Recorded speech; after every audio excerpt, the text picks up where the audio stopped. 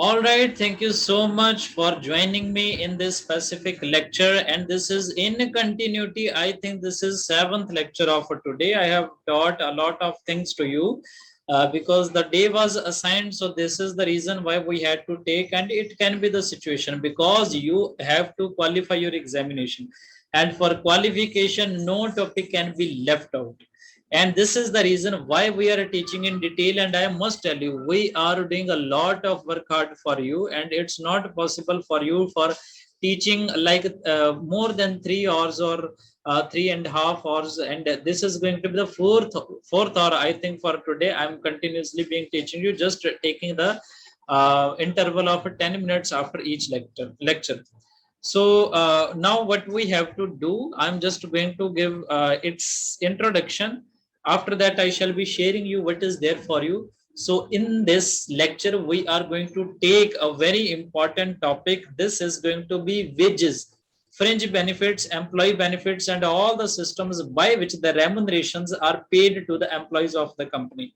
So first of all, we shall be talking about what are the different philosophies, approaches, or theories of the wages system around the world. Okay, so first of all, we will be talking about all these things. After that, I shall be talking about some employee benefits schemes, how the employees are benefits, how the rewards are done, and what are the different types or things regarding the fringe benefits to be provided to the employees.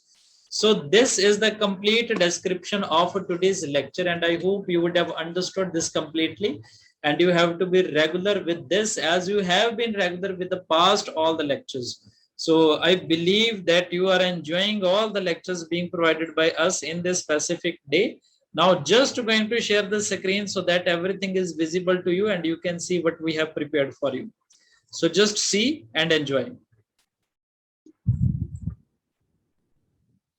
All right, thank you so much for joining me in this specific session. And this topic is going to be on theories of wages. We have already given you the introduction relating to that, and I think it was number of lectures we have taken today, and this is going to be the next one in that series. Still, we have not covered everything. Two lectures are still left. So in this specific video, I am going to teach you regarding how the employees are paid.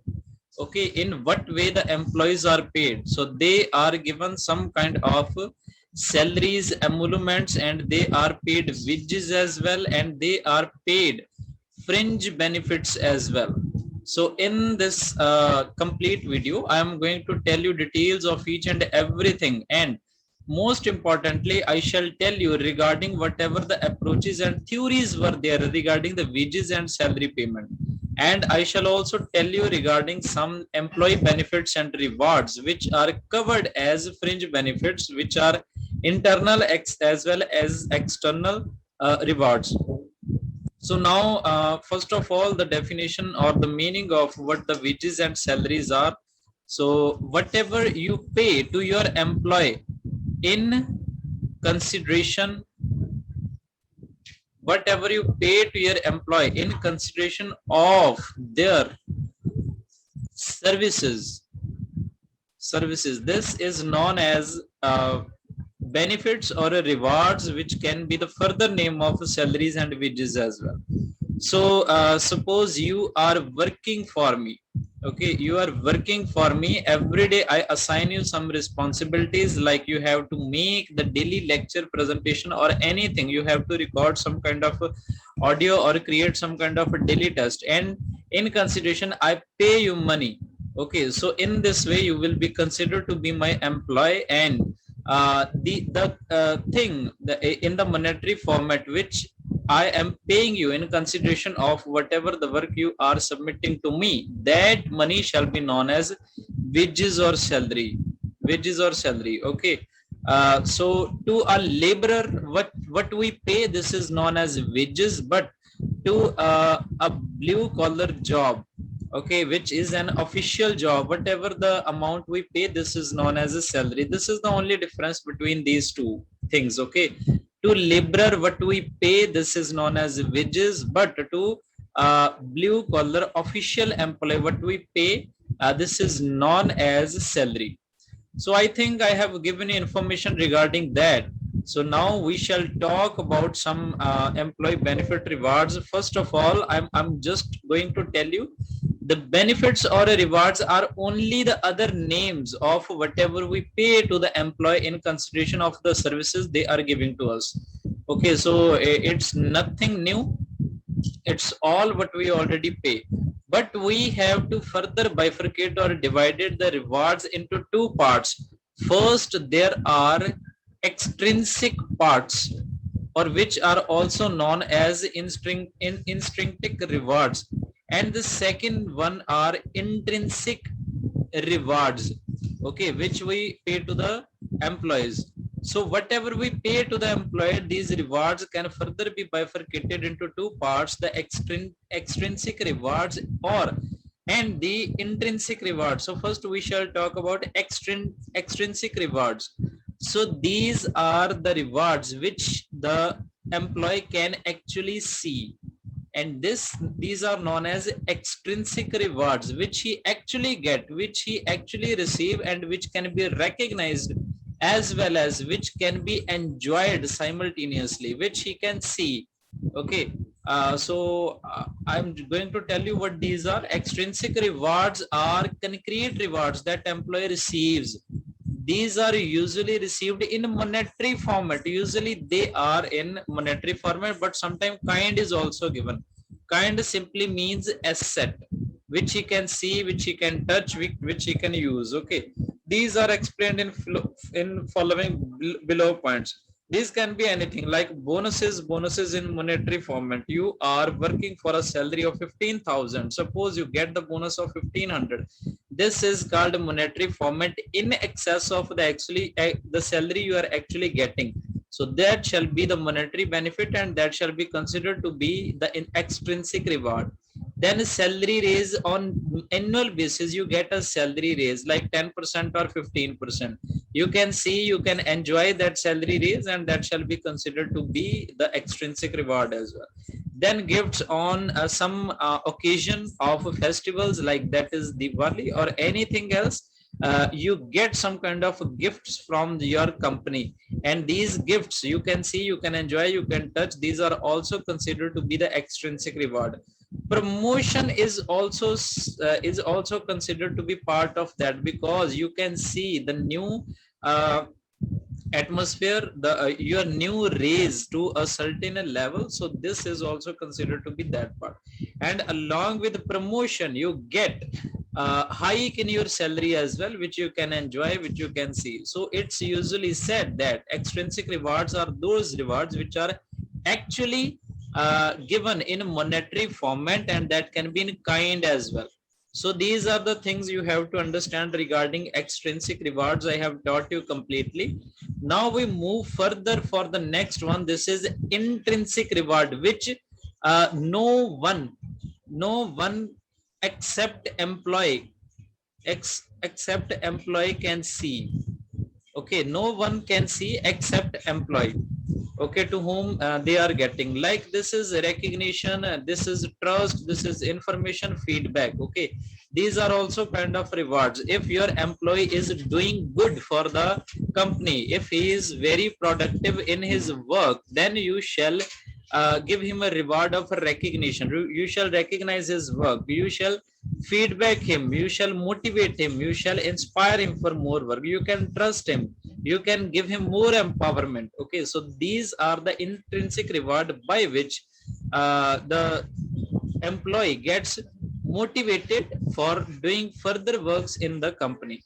So intrinsic rewards are those rewards which tend to give a personal satisfaction to individual. So monetary payment do not form part of intrinsic reward. So these are like information and feedback by your supervisor. And then the next one is a recognition. When he has done some good work for the company, then you recognize their work.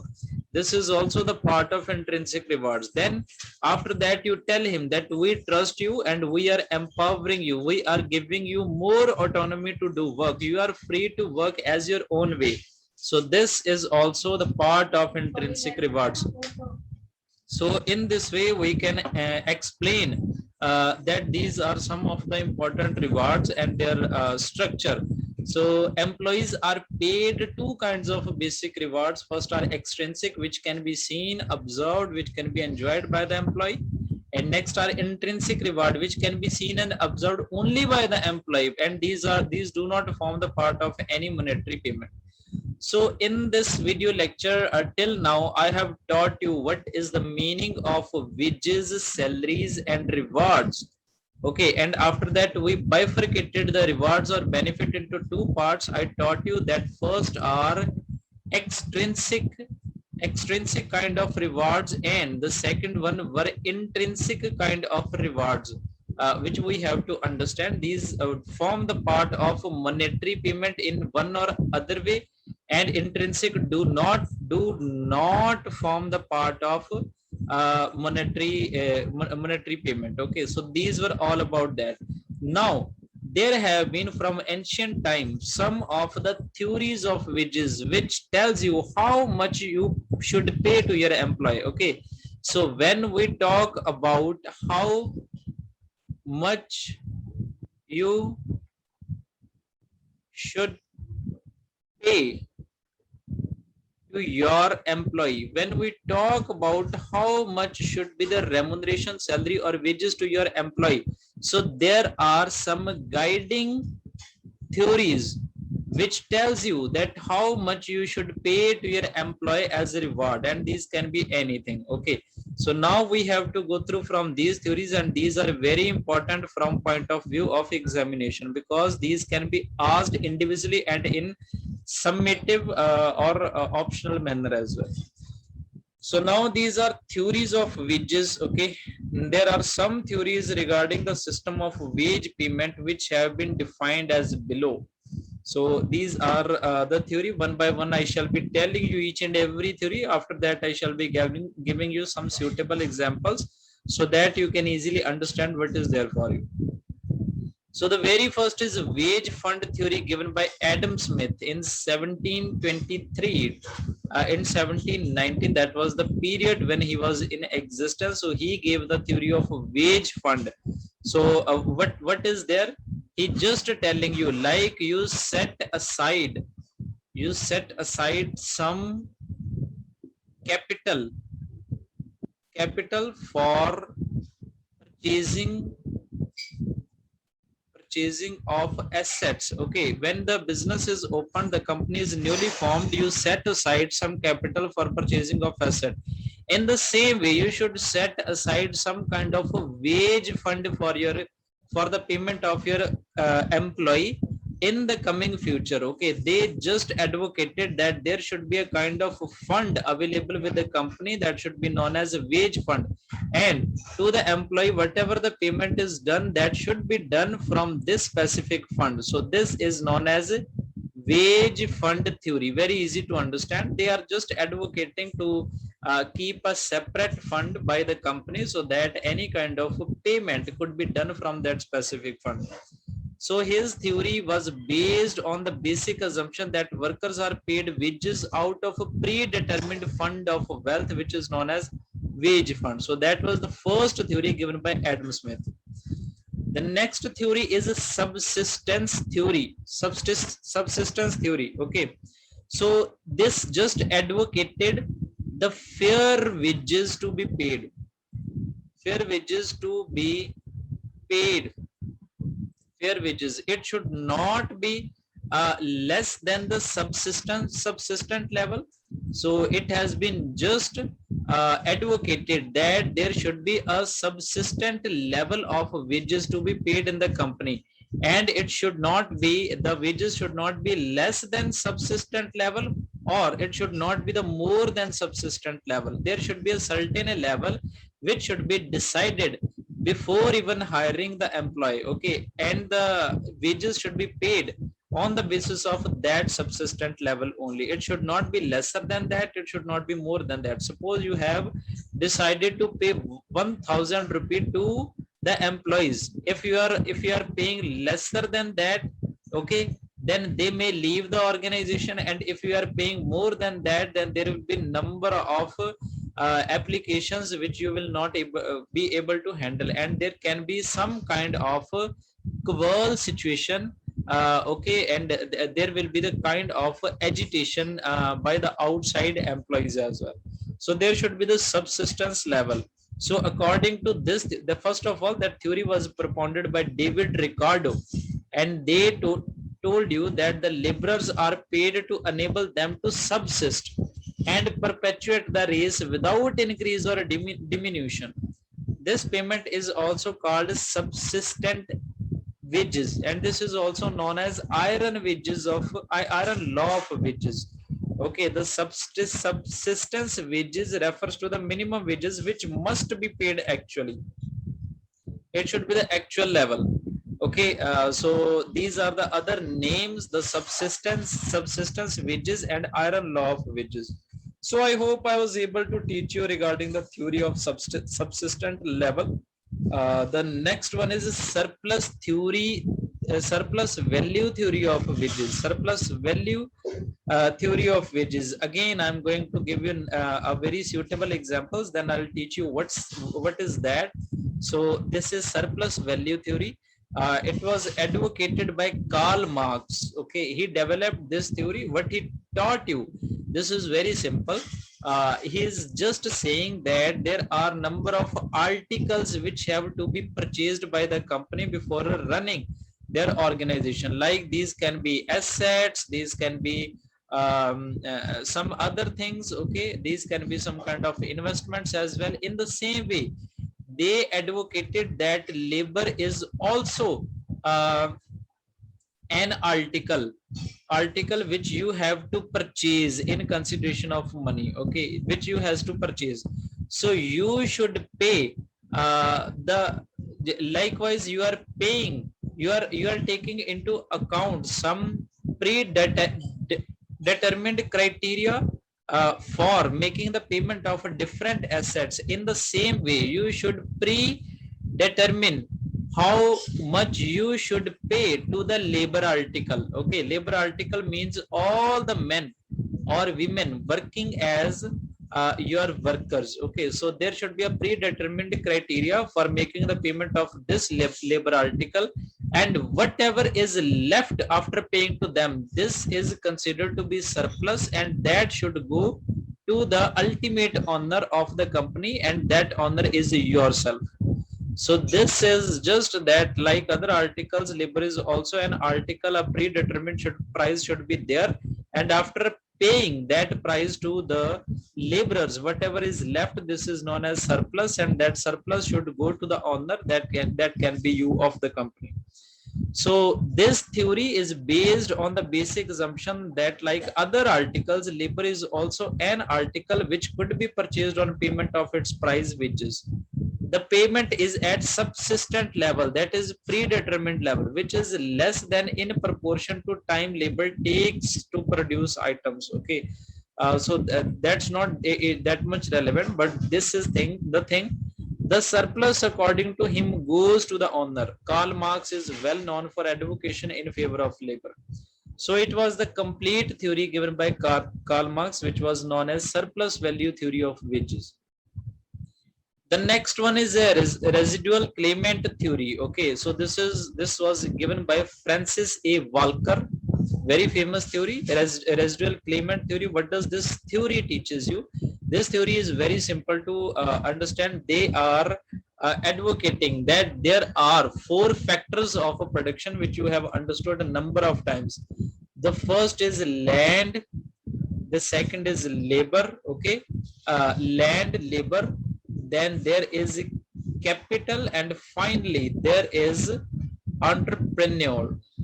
So they are the 4 factors of a production, and they told that, who told? The Francis A. Walker. They told that the 3 articles other than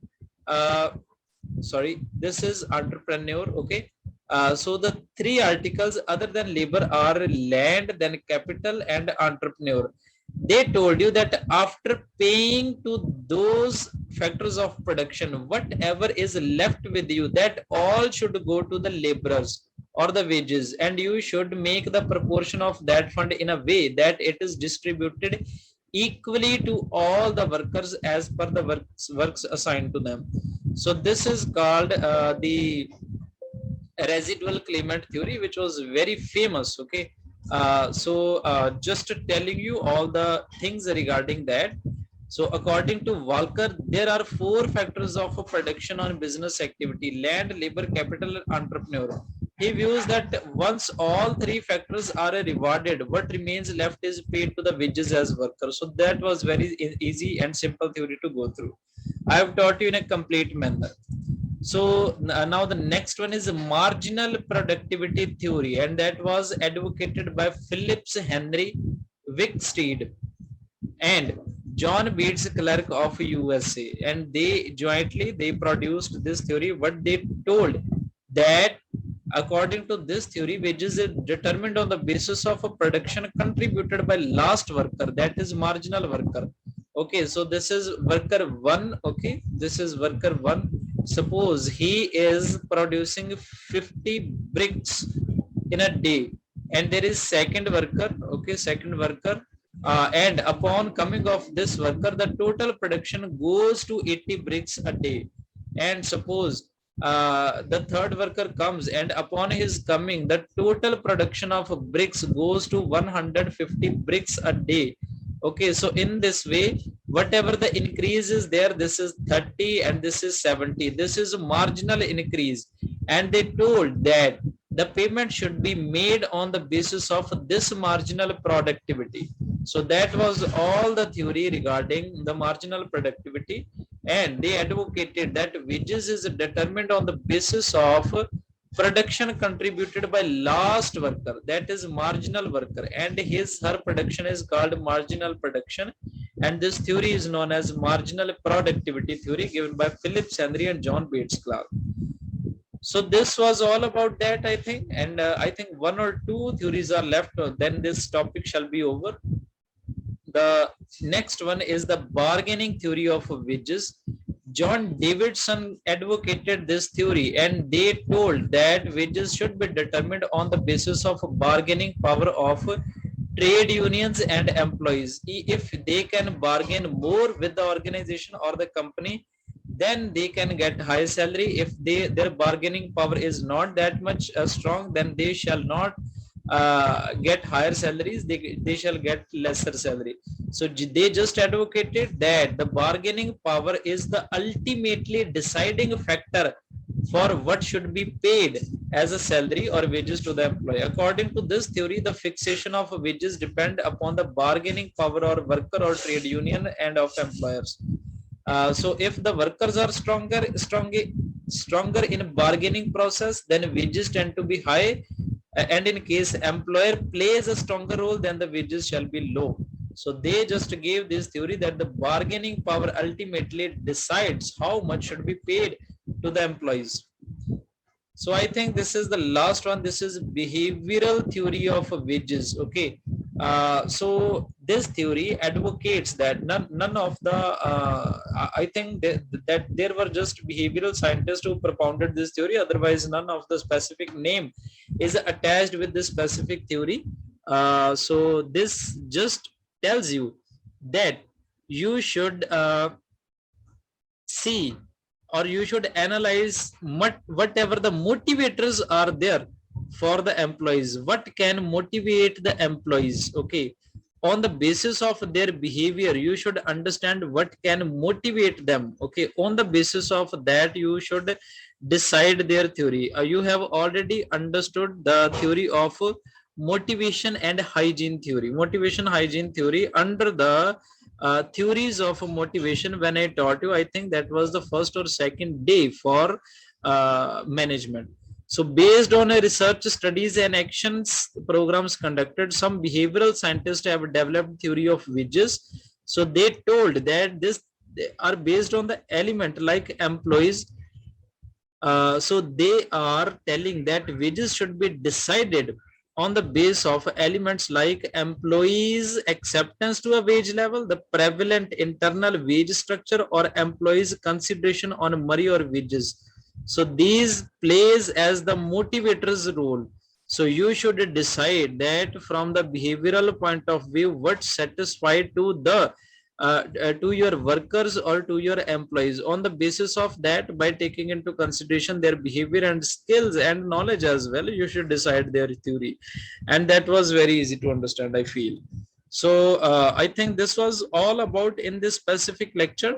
I have completely taught you regarding theory of wages, what the wages are there, what are the intrinsic and extrinsic value rewards, and how do you get rewarded. I taught you regarding wages, then I told you what are the rewards and their types, extrinsic, intrinsic. Then we did regarding some famous theories of wages. These were wage fund theory, then subsistence theory, then surplus value theory, then a residual claimant theory, after that marginal productivity theory, bargaining theory of wages, and finally the behavioral theory of wages.